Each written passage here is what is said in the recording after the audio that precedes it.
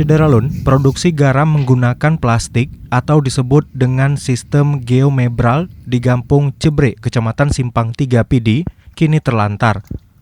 Sistem pakai plastik bantuan pemerintah itu diadopsi dari petani garam Jawa Timur.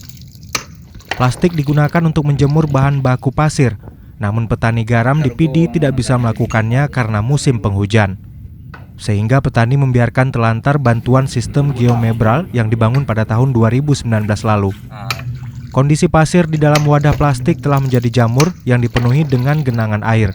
Lokasi produksi garam di Gampung Cebre ini belum tersentuh pembangunan dan masih tradisional serta tampak kumuh, terutama sarana jalan yang berlumpur.